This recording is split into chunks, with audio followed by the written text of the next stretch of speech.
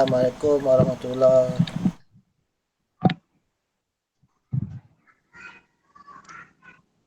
Assalamualaikum warahmatullahi taala wabarakatuh.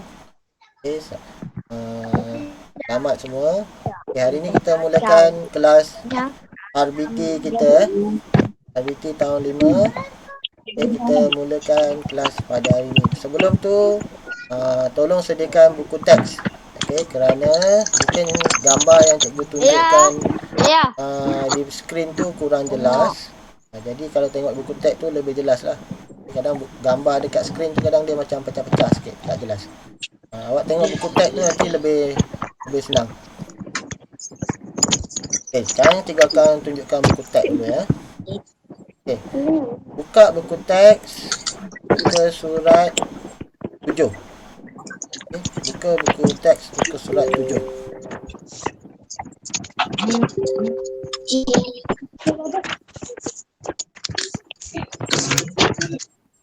Okay, kita tengok buku teks muka surat 7 ni. Okay, tajuk seterusnya adalah mengenai, ini sambungan pada minggu lepas iaitu kenali alatan jahitan. Okay, mengenali alatan jahitan. Okay, yang pertama adalah alatan jahitan yang pertama adalah pita ukur.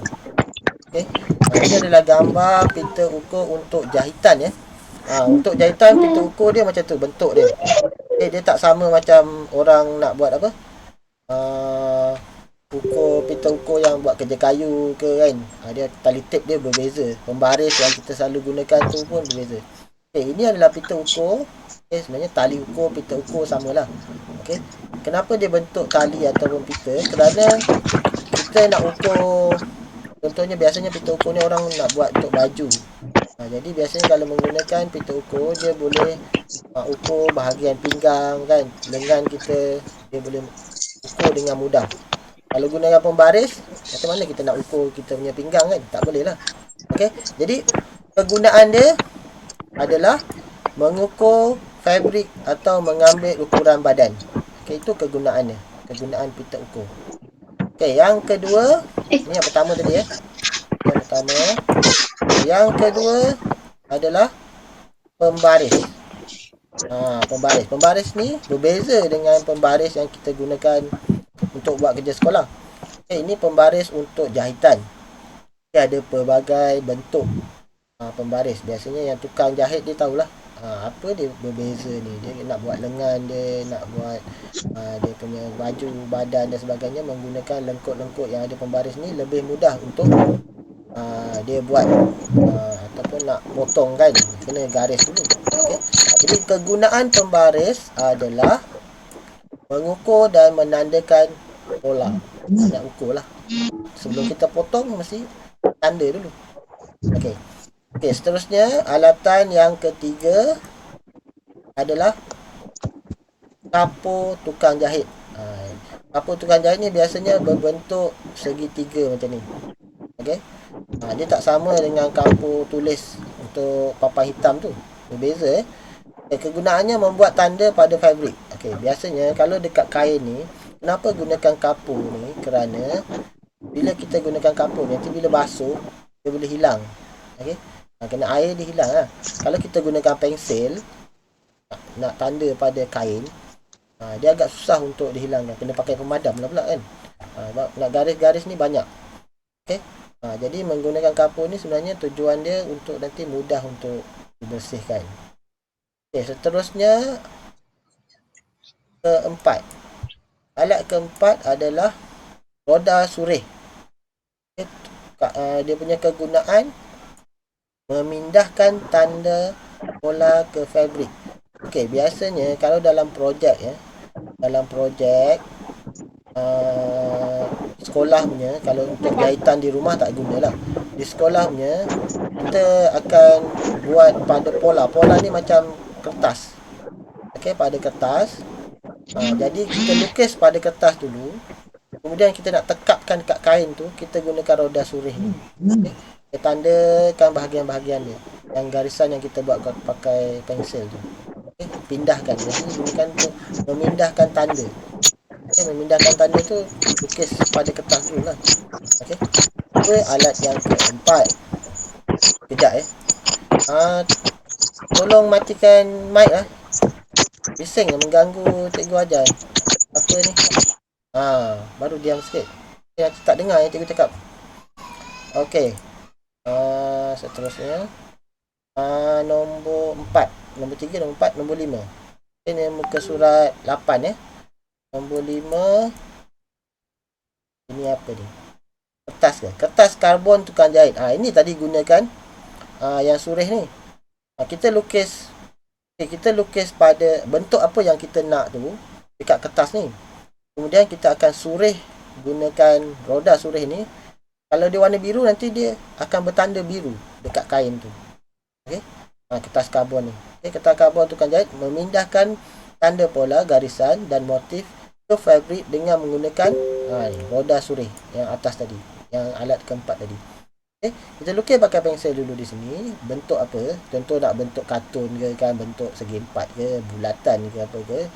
Jadi bila nak pindahkan dekat kain, sebab kalau kita lukis kat kain, nanti comot kain tu. Jadi kat kertas ni kita boleh lukis dulu, kemudian pindahkan dia tanda, gelekkan pakai roda surih tu pada kain. Kemudian ke-6. Ke-6 ni biasa kita jumpa, kalau perempuan ni biasa memang pakailah untuk tudung, iaitu jarum peniti. Jarum peniti, kegunaan dia ada banyak kegunaan. Kegunaan yang pertama, menyemat pola pada fabrik. Okey.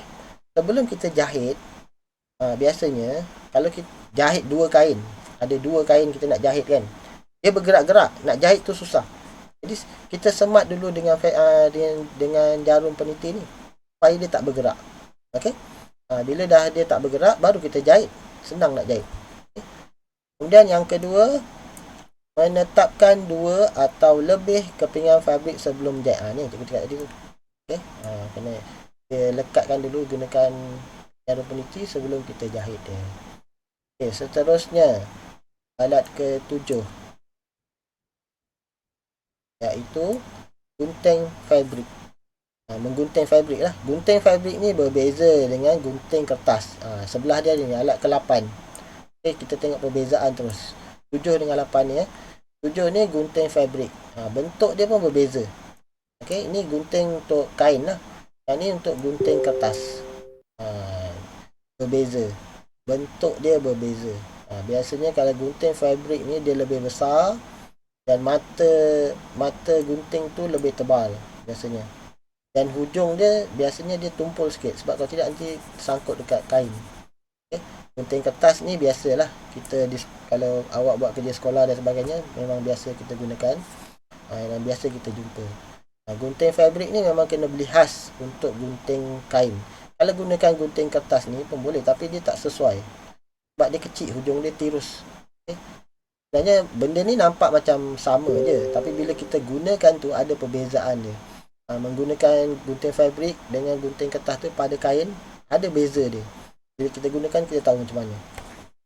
Okey, seterusnya muka surat 9. Tengok alatan yang ke-9, iaitu jarum jahit tangan. Ini jarum untuk menjahit. Okay, kegunaannya menjahit fabrik. Ini kena masukkan benang kat dalam lubang jahit jarum tu untuk jahitan lah. Okay, untuk menjahit. Biasanya kalau kita beli jarum jahit ni di kedai, yang satu set je ni dia ada banyak saiz. Kita nak saiz yang besar ke, yang kecil ke, sekali ada semua sekali. Okay.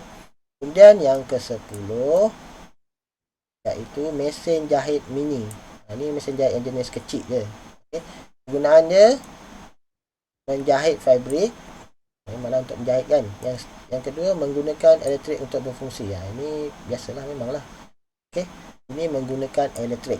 Ini mesin jahit mini yang gunakan elektrik. Okay, kita tengok yang ke-11. Yang ini mesin jahit tangan. Menjahit fabrik juga. Kegunaan dia menggunakan manual. Okay, kita kena kepit dia guna tangan je, macam stapler. Okay, macam stapler tu kepit dia jahit. Okay, dia manual, secara manual. Dia tidak menggunakan elektrik. Okay. Ini alat yang ke-11. Kalau awak tak pernah nampak pun tak apa. Ni boleh nampak lah ni. First time nampak kan. Kemudian last kali alat yang ke-12. Ada 12 alatan kita belajar ni, iaitu peretas jahitan. Nama ni kena betul peretas jahitan. Itu meretas dan menanggalkan mata jahitan serta memotong lubang butang. Biasanya kalau kita salah jahitan ataupun kadang-kadang kalau kita tengok ada orang nak besarkan seluar ke kan, nak besarkan baju dan sebagainya, nak buka jahitan tu, gunakan ni alatan ni, dinamakan peretas jahitan. Jadi ada 12 alatan menjahit yang kita belajar pada hari ini. Kalau kita tengok dalam buku teks ni,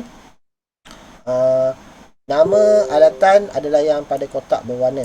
Yang bawah ni adalah kegunaan. Yang dalam anak panah pusing ni adalah kegunaan dia. Semua kegunaan dia. Apa kegunaan setiap alatan tersebut. Jadi untuk latihan pada hari ini, 3 minta awak salin dalam buku nota RBT yang panjang tu. Kalau siapa yang dah beli buku, boleh gunakan buku yang panjang, buku nota yang panjang tu untuk salin nota ni, iaitu tajuk dia alatan jahitan. Ada 12 alatan jahitan. Kalau yang senang, siapa ada printer boleh scan saja dan tampal. Itu kalau ada.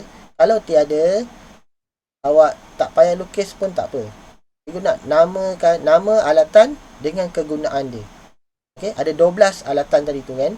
Buku surat 7, 8, 9. Tak perlu lukis pun tak apa. Cikgu nak awak tuliskan nama. Nombor 1, pita ukur. Lepas tu kegunaan dia, mengukur fabrik atau mengambil ukuran badan. Dia punya nama dengan kegunaan dia. Itu yang penting. Ada 12 tu. Itu je. Nama, alatan dan kegunaan dia.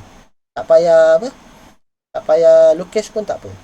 Tapi kalau siapa yang ada printer, dia boleh scan, dia tinggal tampal saja. Ada 3 muka surat ni kan. Tampal saja. Pun mudah. Kalau siapa yang rajin nak lukis, boleh lukis. Tak ada masalah. Latihan ni bukannya suruh siap hari ni ke besok ke, tak apa. Cikgu bagi masa seminggu sehingga Rabu depan.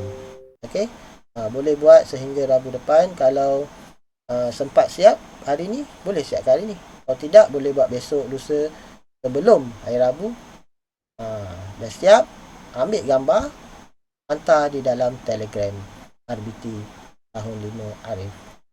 Jadi nanti cikgu akan bagi arahan dalam Telegram tu. Nanti awak tulis nama lah. Siapa yang dah siap, tulis nama dalam tu, bagi gambar. Cikgu tahulah siapa yang dah siap dan yang belum siap.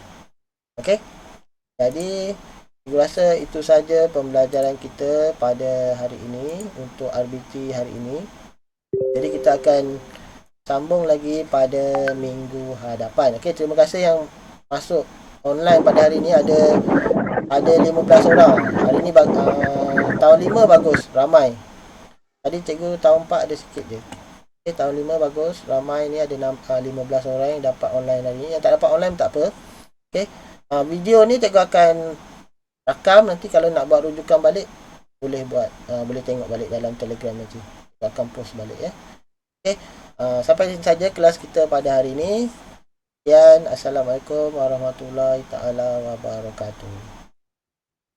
Waalaikumsalam. Waalaikumsalam.